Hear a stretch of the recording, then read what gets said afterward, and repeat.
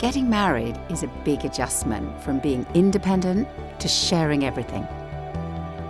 Our space, our things, our lives.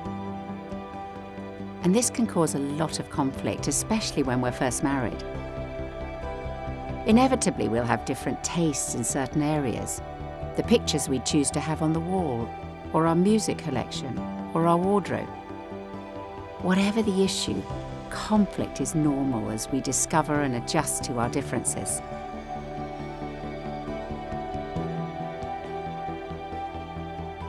Scilla and I, like every couple, have our share of conflict, some of it over really small issues.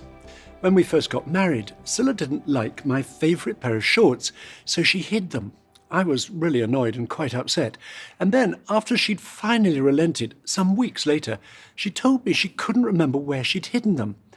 I have forgiven her, although I'm still holding on to the faint hope that they'll turn up, even though it was 40 years ago and we've moved house 4 times since then. One of the things for me about sharing my space is that I find I can far too easily blame Nikki for the things that go wrong in my life. Now, not long ago, it was pouring with rain and I was about to set off on my bicycle and I couldn't find my waterproof trousers. As Nikki had already left the house, I immediately assumed that he had taken them and started to feel really cross with him. But then, after looking a bit harder, I discovered he had very kindly folded them up after the last time we'd used them and put them away. So I realised again how easy it is for us to blame each other when things go wrong. A major reason for the breakdown of couple relationships today is that when a couple hits conflict, they think, oh no, I've married the wrong person, I've made the wrong choice of partner. And that's a message that the media and popular culture tends to perpetuate. If a relationship is right, you won't have any conflict. But that's a myth. Conflict is inevitable in every relationship. That's partially because we're all naturally self-centered to a greater or lesser degree. We'd probably all admit that it's much easier to focus on our own desires, our own opinions, our own needs, than on those of our partner. My name is Sally. I originally come from Egypt. I'm Sammy. My family were originally Egyptians. We were living in Sudan. I've met Sammy when I was 14 and he was a bit older. She was so attracting, her personality, in terms of just being herself, simple, not complicated, which I like that from day one. We were arguing a lot in the first year of marriage. And it was about the little things and the big things. When we got married, we moved together. So we coming from a culture that we stay in our parents' home till we get married. That's how it goes. My mom, bless her, she was like taking care of all the things that needs to be done. But when we got married, I found different lives. I need to wash dishes. I need to put my hang your clothes. or all those simple things that. Some of the conflicts were around habits as well, like watching TV in the morning, for example, or at night before we sleep. Yeah, I love TV. And I had to change a lot because Sally doesn't like that. And we reached to the point that, okay, what should I do? So do we have a fight every day or just leave the TV? Well, we managed after making an agreement that we will never have a TV in a bedroom again, ever. But remember, first in our first few years, 4 years of our marriage, we had a TV in our bed. Yeah, that's why we were fighting a lot. I can't change Sally, and I believe she reached to the point that she can change me. But we can accept each other with the way we think. We also experience conflict because we're different. No couple will agree on everything. We're all individuals and we come into marriage from different backgrounds, with different desires, different personalities, different priorities. And we're different as men and women. And actually, arguments aren't altogether a bad thing, because burying feelings of annoyance and hurt is unhealthy and doesn't resolve anything. Professor John Gottman, a psychologist who's been analysing the habits of married couples for over 40 years, said, fighting, when it airs grievances and complaints, can be one of the healthiest things a couple can do for their relationship. The issue isn't whether we'll disagree. The issue is how we deal with those disagreements. And the really important thing for every couple is to have the tools to resolve conflict constructively. The first requirement, if we're to resolve conflict in a healthy way, is being able to manage our anger. We want to be clear, anger isn't wrong in itself. In fact, it's part of our God-given makeup. It's what we feel when something is wrong, when something needs to be sorted out, when we or someone else have been unjustly treated or hurt or offended. And that adrenaline rush that we feel when we get angry is designed to get us to do something about the situation. But anger can be used wrongly in a number of different ways. And we used 2 animals to illustrate 2 inappropriate and unhelpful ways of managing our anger. Some people, when they get angry, let you know about it right away. We call them the rhinos, because if you provoke a rhino, it's quite likely to put down its head and charge you. When I was a student, I spent 5 months backpacking across Africa. On one occasion, together with 8 other backpackers, we hired a driver called Joseph to take us in his Land Rover into the nearby game park. 20 minutes after arriving there, Joseph spotted a rhino sitting in the shade of an acacia. We swerved off the road and drove up extremely close so we could take some photos. Joseph reassured us that if the rhino decided to charge at us, he could drive away much faster. Quite quickly, it became apparent that the rhino was not as pleased as we were about us being so close. Sure enough, this massive beast lumbered to its feet, lowered its head, and started to charge at our Land Rover. Joseph duly accelerated away, and true to his word, we easily outpaced the rhino. That is, until a minute or so later, the Land Rover ran out of fuel. We rolled to a halt and turned as one to see the rhino charging at speed in a cloud of dust. Mercifully, it stopped in its tracks, just short of us, and then stood there snorting and shaking its head angrily, clearly trying to get us to move again. We sat frozen in our seats for what seemed like an eternity. Eventually, much to our collective relief, the rhino turned and trotted away about 50 metres, only to turn back and charge at us all over again. Eventually, after 4 hours of these mock charges, it started to get dark. The rhino, by now tired or bored or both, trotted off into the sunset. But once it had gone, Joseph himself trotted off in the opposite direction to get some more fuel, leaving the 9 of us in his Land Rover. We had some great photos, but we were nervous wrecks. Some people act like that rhino when they're upset. Other people tend to hide their anger. When they're angry, they become quieter and may withdraw. We call them the hedgehogs, because when a hedgehog is threatened, it curls itself up into a ball and sticks out its prickles to keep whatever is threatening it at a distance. Now, it's not that the hedgehogs don't feel anger, it's just that they display it very differently. They may withhold affection or become sarcastic or suddenly develop very selective hearing towards their partner. And people who behave like hedgehogs might think, I don't want to deal with this, or if I don't do anything about it, it will go away. But in reality, the anger doesn't go away. Rather, it's buried. And when they can't hold any more anger inside them, they're liable to explode in one way or another. Both rhinos and hedgehogs have to learn to manage their anger appropriately. If you know that you have an anger problem, don't be ashamed to seek help.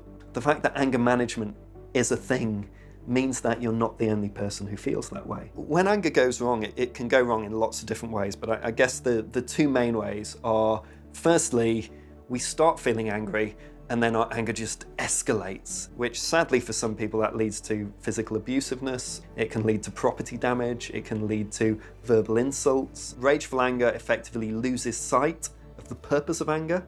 Rather than trying to make contact with the person, it just sort of drives through them like a bulldozer or a rhino. And in withdrawal anger, in that sort of hedgehog state of anger, it means that sort of anger that's designed to do something short-term ends up living long-term. So we end up in a situation where we remain hostile, we remain in conflict with somebody way after the thing that caused the conflict has passed. It's sometimes worth thinking a bit deeper about it as well. because often behind our anger will be other emotions. So I quite often find that some people who get angry quite easily sometimes do so because they're skipping another emotion. So maybe actually really they feel scared, but they feel safer being angry, or maybe that they're disappointed or sad, but you feel more powerful if you're angry.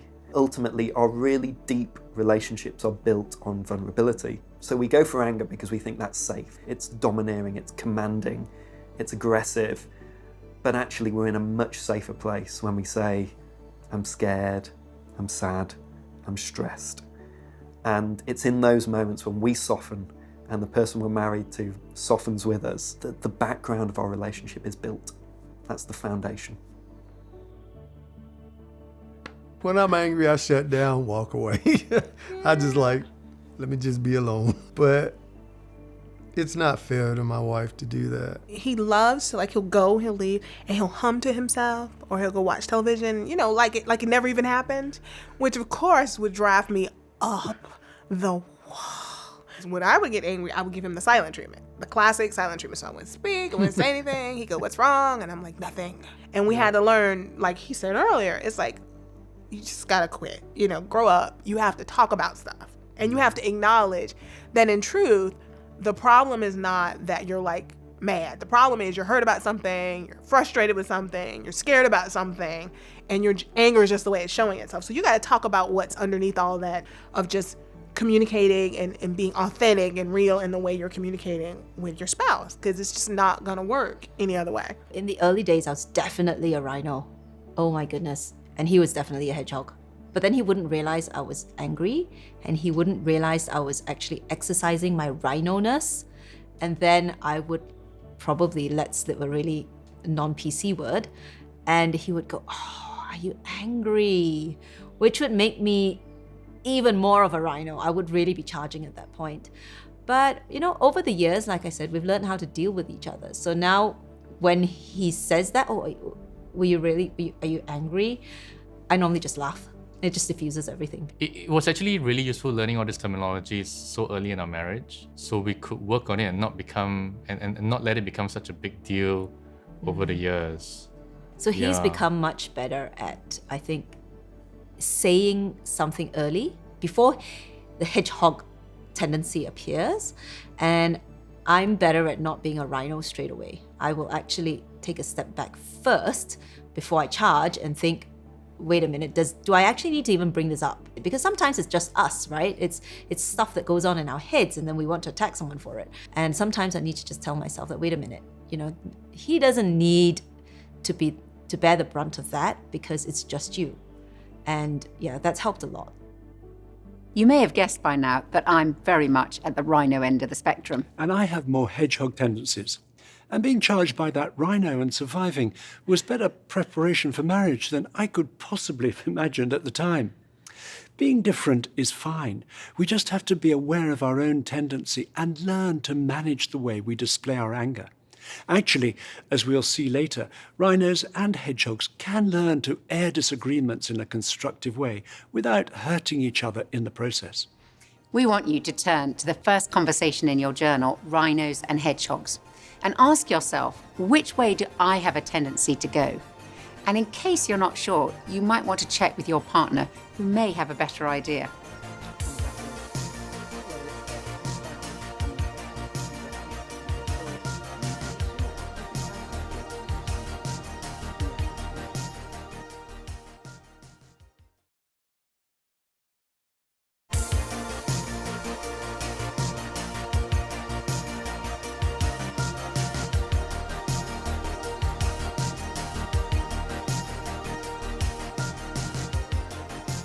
The second requirement to resolve conflict effectively is to recognize and accept the many differences between us. Some of those differences are to do with our personalities that can cause tension and possibly conflict in our relationship.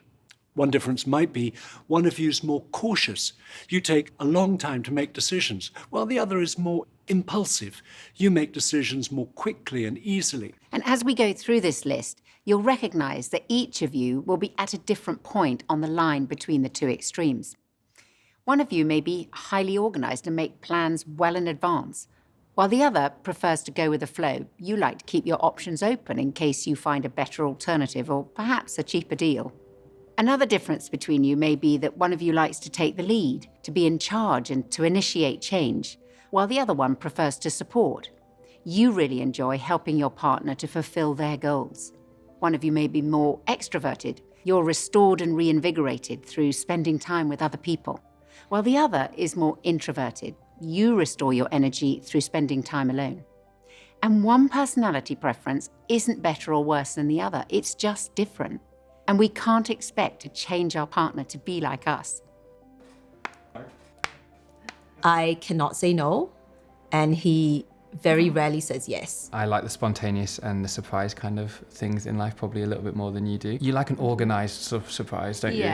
Like, what time are you going to surprise me? Where do we need to be and what are we going to do? Yeah, basically, a bit like that. I'm the type of an individual that makes a plan, and as a result of making the plan, I want to stick to the plan. In her case, I think she's much more free. So rather than following the plan, she would suddenly have a great idea, and I had to adjust, and it got to be kind of wild at times. I attack things head on, and I want things done yesterday. And I kind of like go slow on things. Kate will start telling a story, and she will tell it with a lot of feeling.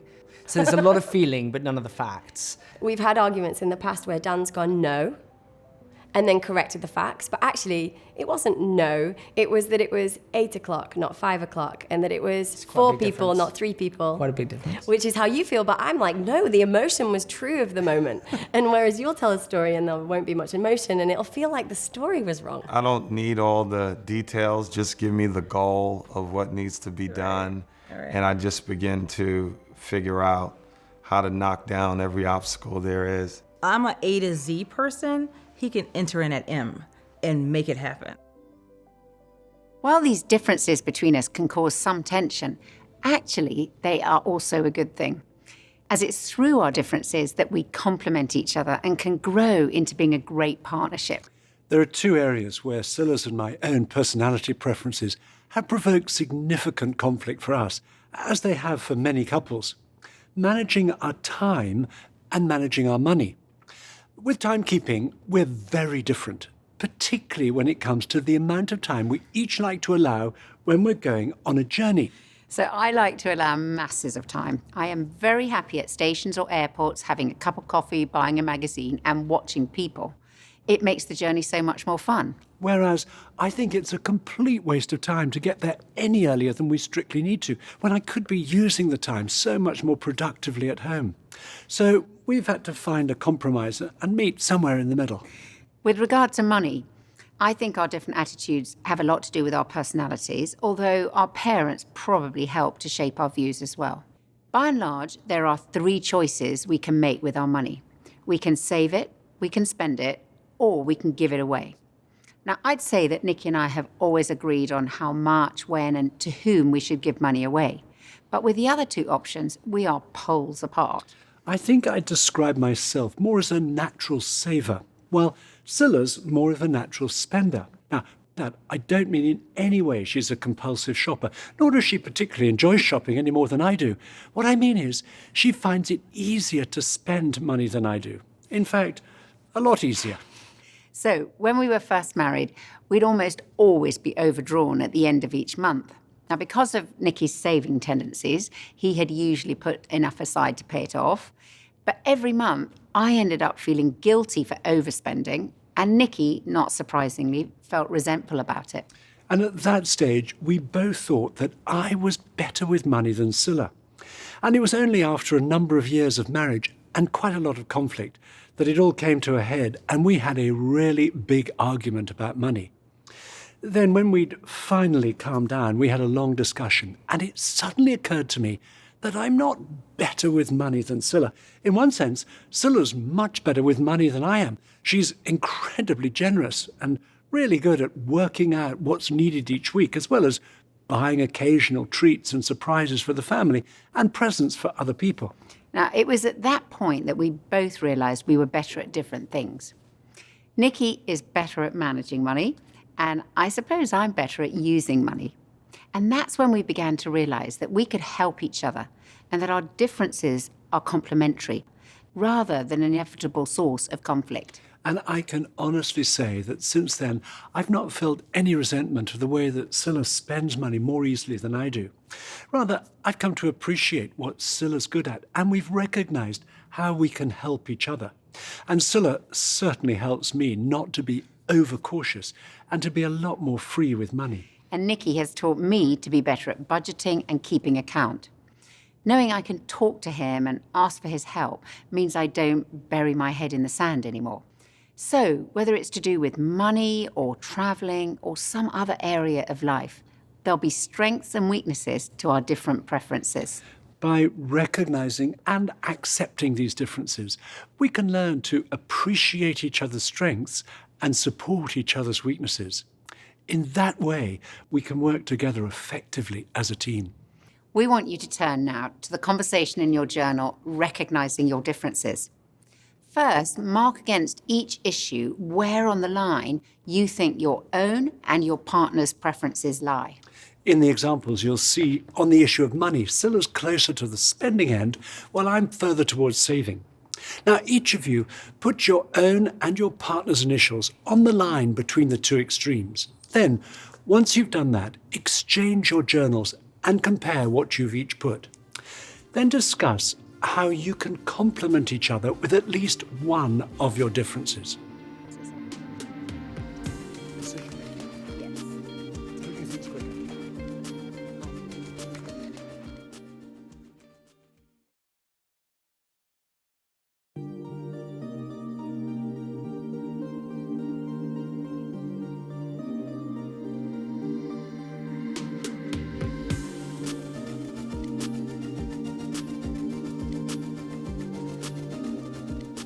So to resolve conflict effectively, we must learn to manage our anger, recognize and accept our differences, and look for solutions together.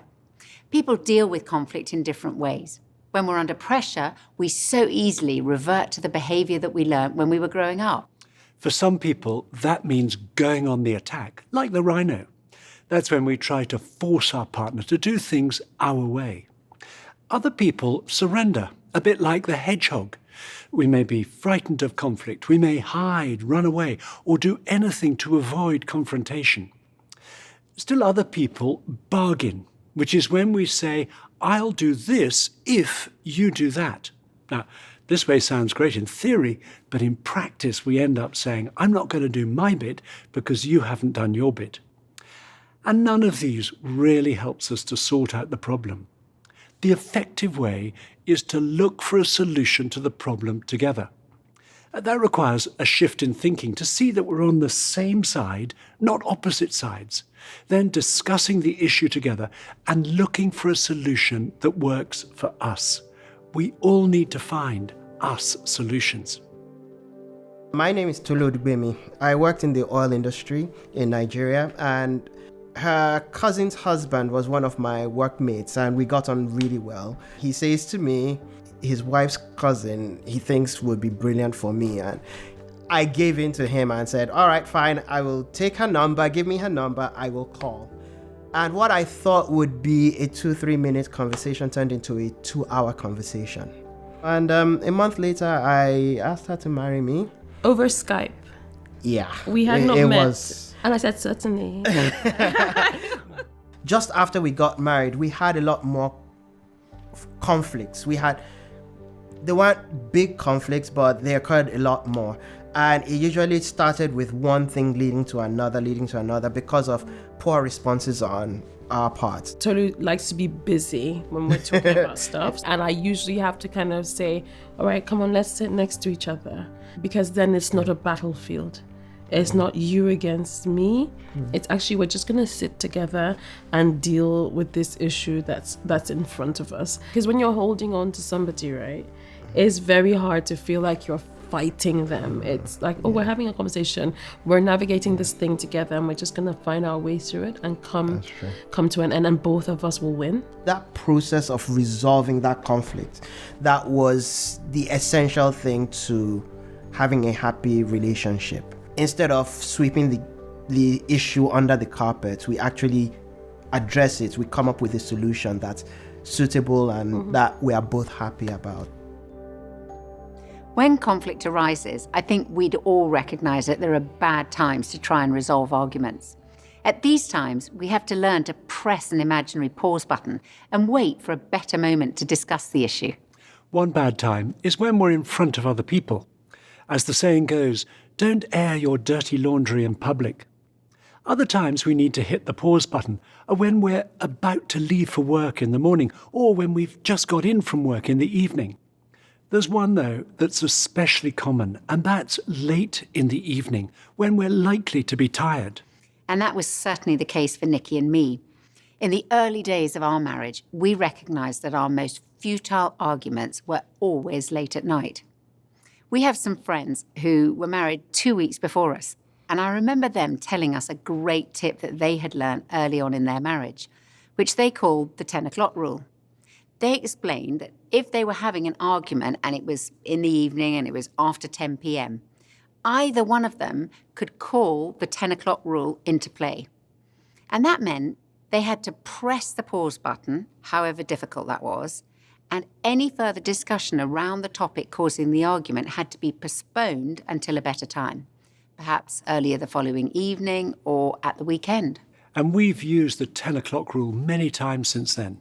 And it means saying, we're not making any progress. I'm exhausted and I don't trust myself not to say something hurtful that I'll regret. So it's safer not to say anything and to come back to this conversation at a better moment. The 10 o'clock rule certainly takes self-discipline, but then self-discipline is a big part of resolving conflict. If you're a rhino like me and you find yourself losing control, or if the conflict is escalating into a shouting match, hitting the pause button at any time of the day might mean stopping for 15 or 20 minutes in order to cool down. Perhaps going into a different room or outside and just taking some deep breaths. Another time to hit the pause button is when conflict happens in the wrong place. We have some friends who were living in a very small apartment in their first year of marriage and used to argue a lot. Then one day, quite by accident, they discovered that going for a walk together in their nearby park and being side by side rather than face to face really helped them discuss the issue causing the conflict much more rationally and calmly. So, from then on, they decided they would make their apartment a conflict-free zone by pressing the pause button and going for a walk if an argument started. We want to run through 5 very practical steps that help us to find a solution together when we have a disagreement. The first step is focus on the issue that's causing the conflict. Again and again, couples say to us that their arguments get widened, and sometimes they can't remember what it was they were arguing about in the first place. Identifying and focusing on the issue is often the most important part of preventing conflicts escalating. We find it helpful to imagine we're on a 3-seater sofa, and we're at either end of the sofa with this issue between us, separating us, stopping us hearing each other or seeing each other's point of view. What we need to do is focus on the issue that's come between us, put it out in front of us, and then move towards each other on the sofa with nothing between us, and focus on the issue that's now out in front of us rather than attacking each other. And when we do that, we find the issue itself becomes smaller and more manageable. The second step is use I statements. I remember the person who married us giving us a very helpful tip. He said there are 2 phrases to avoid at all costs in your marriage. You always and you never. Because when we use these phrases, we're attacking and labeling each other's character. A much more productive way, rather than accusing our partner with you did this or you did that, is to use I statements and to talk about our own feelings. That opens the way for positive discussion. So instead of you never come home at the time you say you're going to, it's much more helpful to say, I feel hurt when you don't come home at the time you say you will. And instead of you always leave your clothes all over the floor, it's better to say something like, I feel upset by the mess in our bedroom. And I know that when I'm upset, rather than accusing and labeling Nikki, talking about how I feel about the issue is much more conducive to us finding a solution. The third step is listen to each other. Before trying to find a solution, we need first to try to understand each other's perspective. And making sure we listen will be especially important if we know we're better with words than our partner. Usually when we're having an argument, we're very keen that our partner understands our point of view, but we're not quite so keen to understand theirs. So a simple but very effective ground rule is this: take it in turns to talk.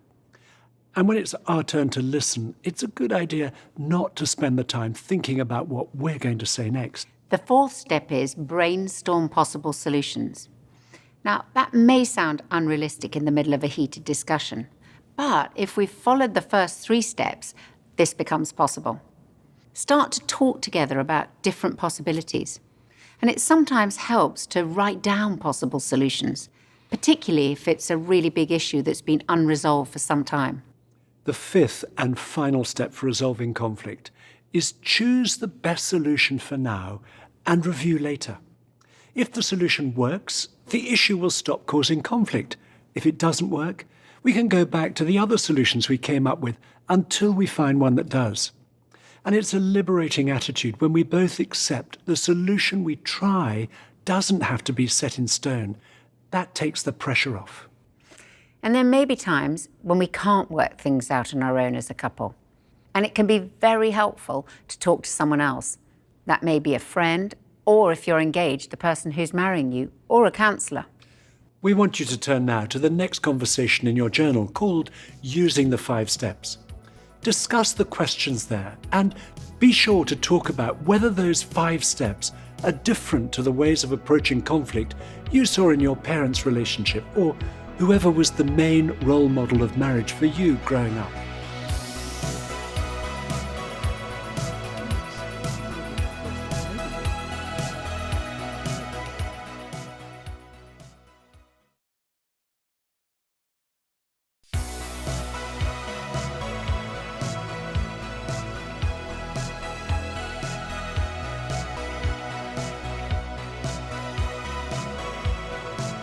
I think it's important to say sorry because it kind of evens the playing field. You never say sorry. Maybe the next week she will say. I haven't heard you say sorry about anything. Have I had to say sorry about anything? It's very hard for me to say it, and so when I do, it's because I actually do mean it. This is a trap. There's no way to make this sound like I'm not being defensive about a thing. I will say sorry if I need to. He needs to sulk before he can say sorry. I have to process, not sulk. I think it's a bit simple to say that sorry leads to forgiveness, but I think it's a good start. You have to let the other person know that you hear them, and if you've stepped out of line, then you need to apologize for it. If you're married, you should forgive. That's one of the rules. You vow to forgive. Yes. You vow to forgive. If you don't forgive, you can move on. If you know that you have done something to hurt someone, the one person in this entire universe who really loves you, come on, man, say sorry. As we said at the beginning of this session, it's inevitable that there'll be disagreements in a marriage.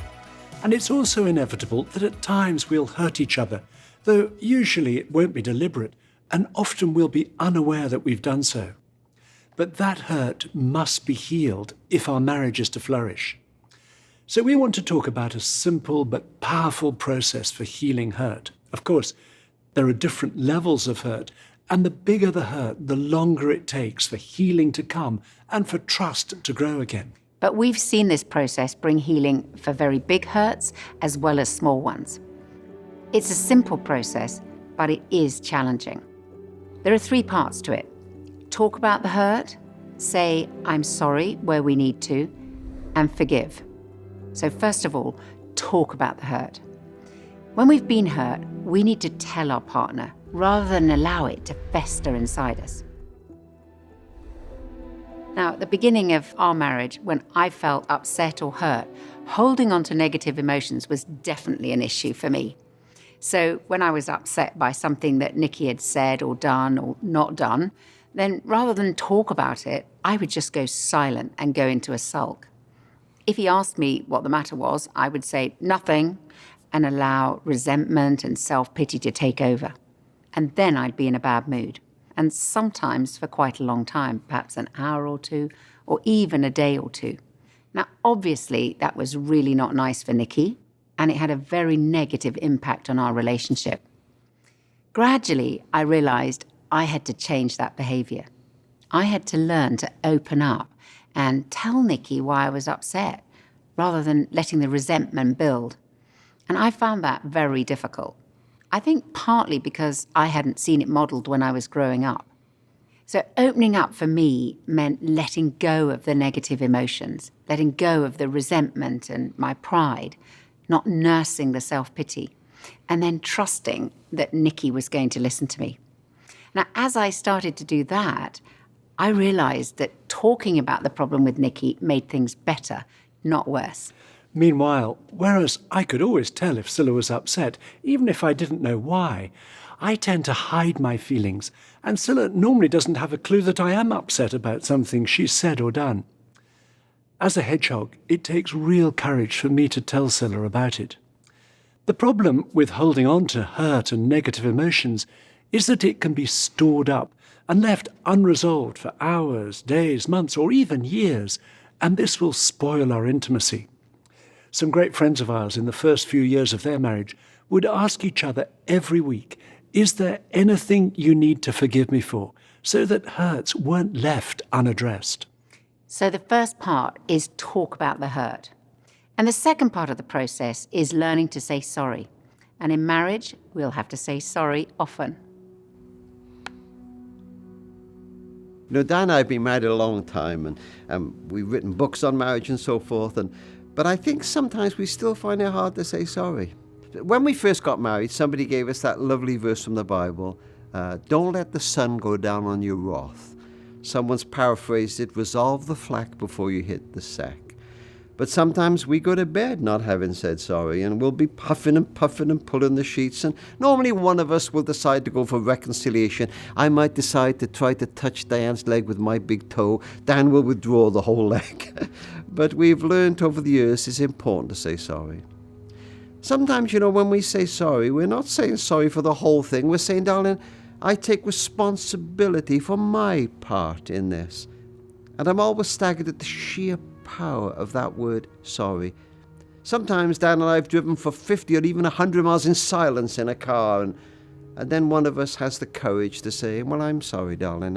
It wasn't all your fault. And boy, that releases the tension and allows us to begin that reconciliation. And you know the funny thing about arguments, if you learn to resolve them, if you can say sorry sincerely, and it is important, I think it is sincere, and it's not just one person always saying sorry. If you can do it, normally a couple of days later you can't even remember what the argument was about, and you move on. Sorry, I think, is a very, very powerful word in a marriage. The third part of the process is to forgive. Every marriage needs forgiveness at its heart. Forgiveness is the greatest force for healing in a relationship, but sometimes it's so hard to forgive.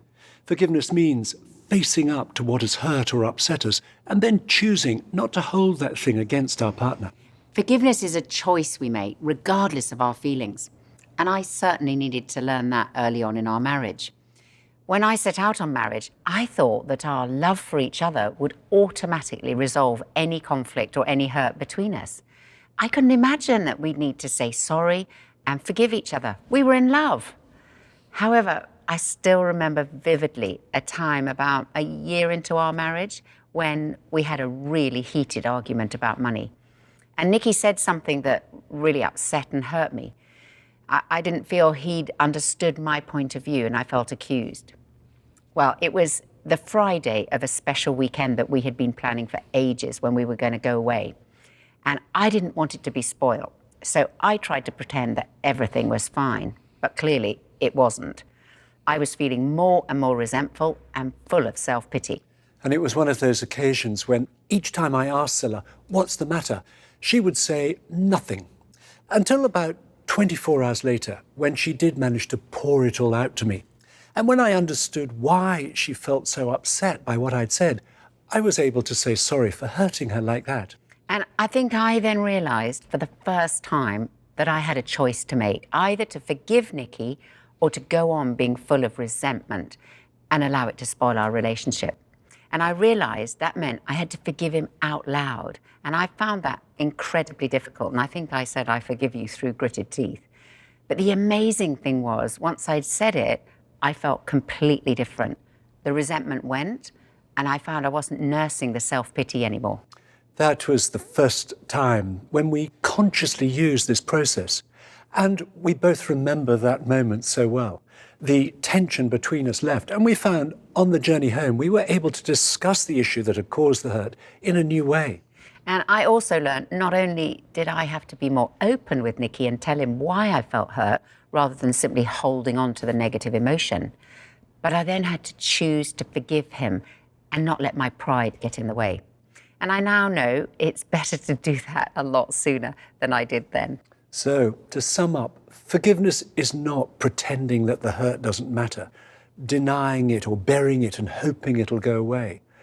Forgiveness isn't easy. It's hard to forgive because we have to give up something of our sense of justice and what we regard as our rights. We have to give up our self-pity. And it helps to recognize that forgiveness is something we choose to do as an act of our will, even though we may still feel the anger, the hurt, and the resentment. When we've been hurt deeply, forgiveness has to be a process. We have to go on forgiving every time the hurt comes back, sometimes on a daily basis. And as we do so, the memories will have less and less power over us. My name is Josiah. And my name's Heather. Our families, we go to family camp at the same place every summer. And that's kind of when we started dating, and well, you know, the rest is history. I think forgiveness is a bedrock to a relationship.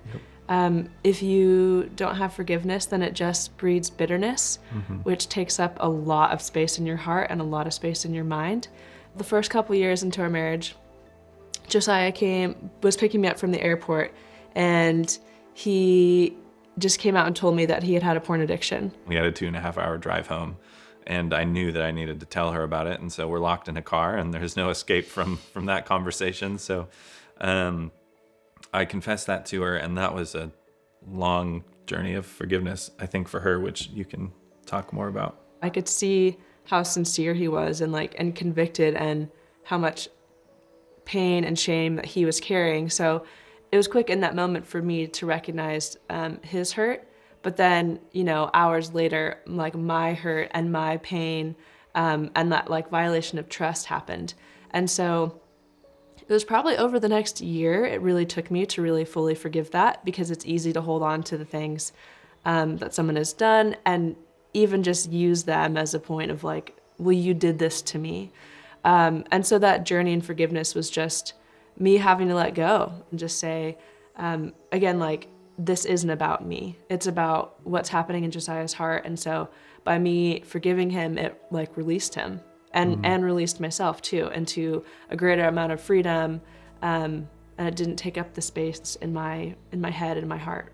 It's not just a one and done thing. There's always it's a journey that you continually to choose into that. It's not a cool, done, got past that forgiveness hurdle.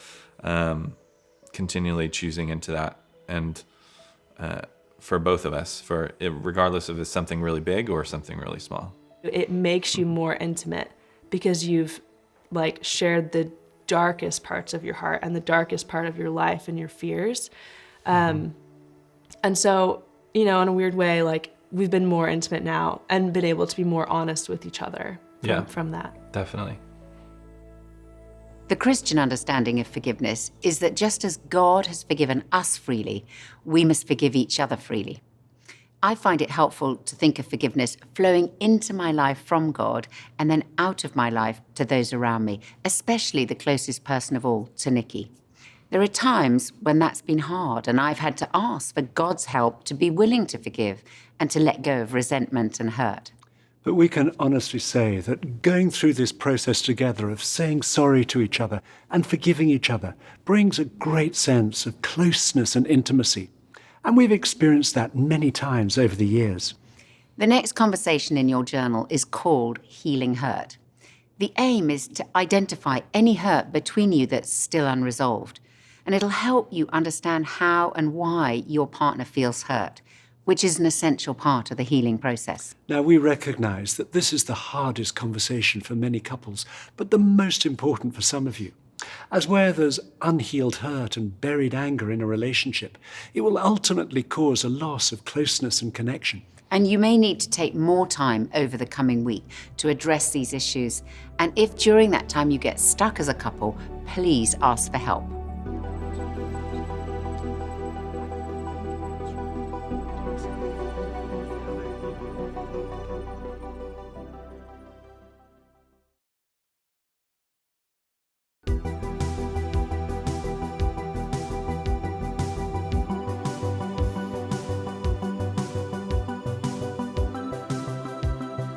When we heal the ways we've hurt each other through bringing it out into the open, saying sorry and forgiving each other where we need to, we wipe the slate clean.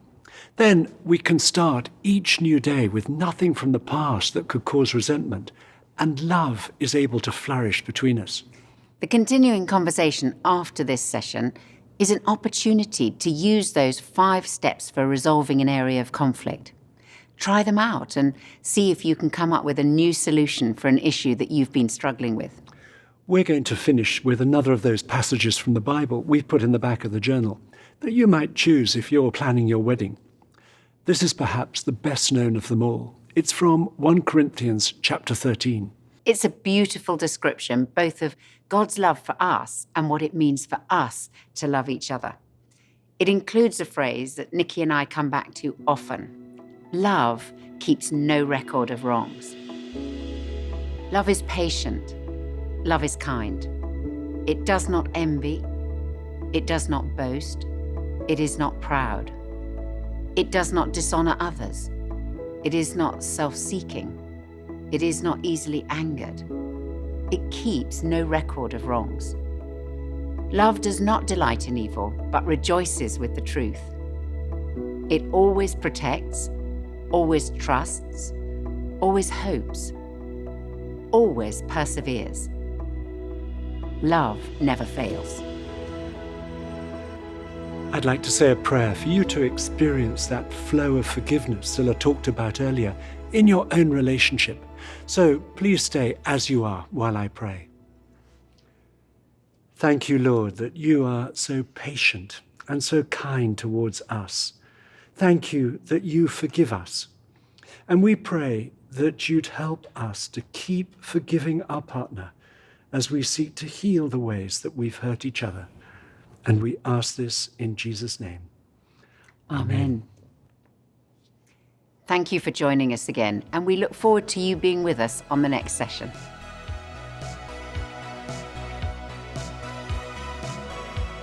SCO8, take 5. Work. Yeah. I'm sorry. We need to finish. Let's go I again. do love my wife's body. And the weather for tomorrow is... I'm more a... I gotta go to my manhole. Like, my manhole, is that right? Okay. Man cave! Yes, let's go. Okay. Can I say? Yeah. Cheap. Yeah. Oh yeah, he's loving this. I am. Wait and see. You're not having any fish there. Come on. Don't say that. It was really important to me that... What? I'm so sorry. That was gold. That was gold.